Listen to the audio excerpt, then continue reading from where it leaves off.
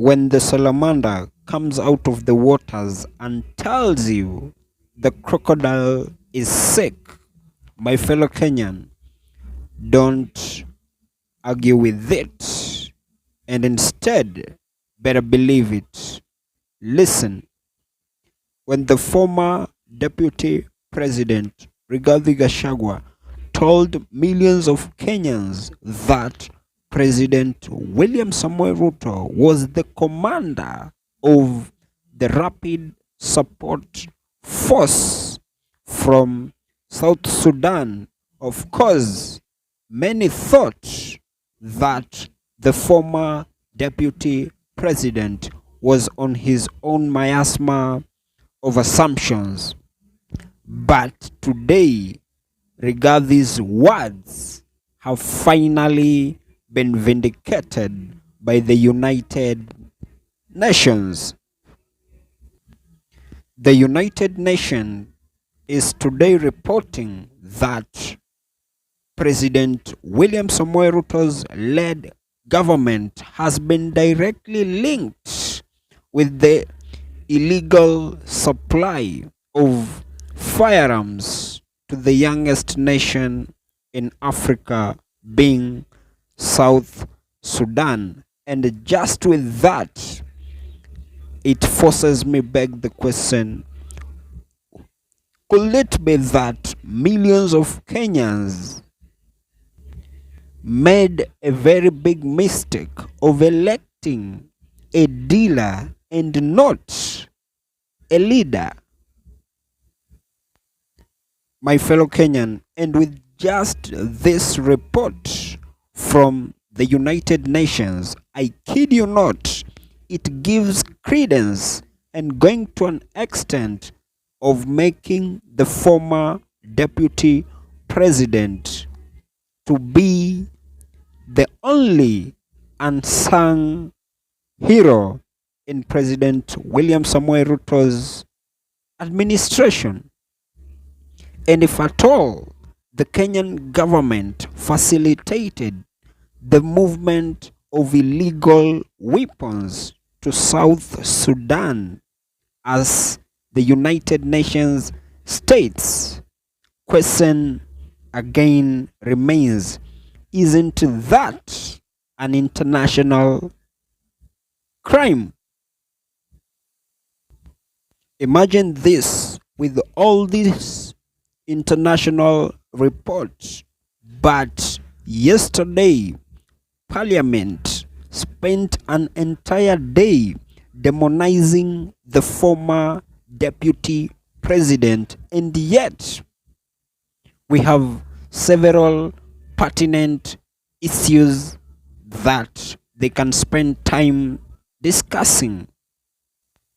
Essentially, if you remember pretty well, there was a documentary that Al Jazeera released proving some critical contests, stating that Hemedi's brother, being the RSF deputy commander, was once on the same private jet accompanied by President William Samoei Ruto with another US sanctioned individual.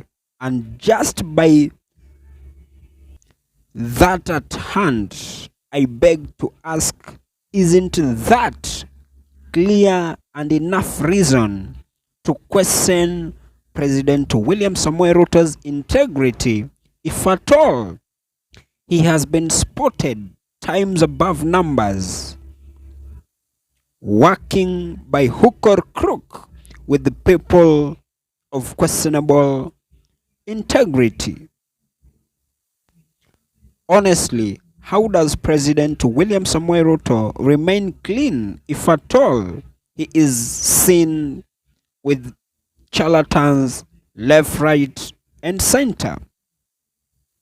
How I wish that if our democracy was more advanced, I kid you not, his illegal dealings, that alone could be enough reason for him to step aside. But just because our democracy is still at its infancy stage, I kid you not, it may end up like something has never happened or reported involving the head of state. As I stated categorically previously, the more we keep on approaching the 2027 general election, I kid you not, the more it is becoming increasingly impossible for anyone to defend not only President William Samoei Ruto, but also his entire government. And now that they are fully enjoying the trappings of power, we are all seeing them doing anything they want, knowing pretty well likely there is nothing that is going to be done to them now that they're in government and right after they go for retirement.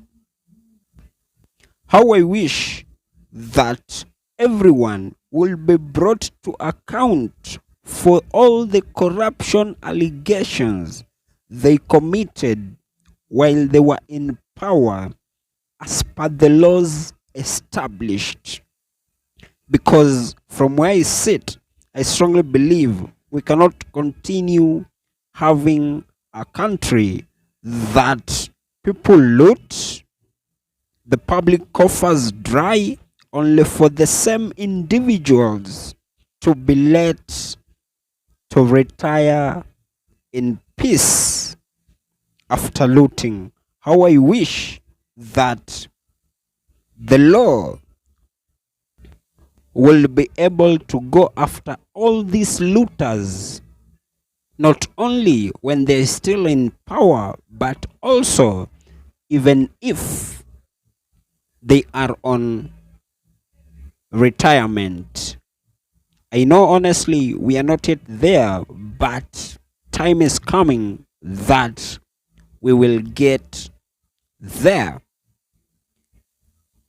And as I come to the penultimate part of this episode, that has just been my opinion. If by any chance you do have a counter opinion to mine, you can as well. Just feel free to drop them in the comment section and I'll give them a right of reply.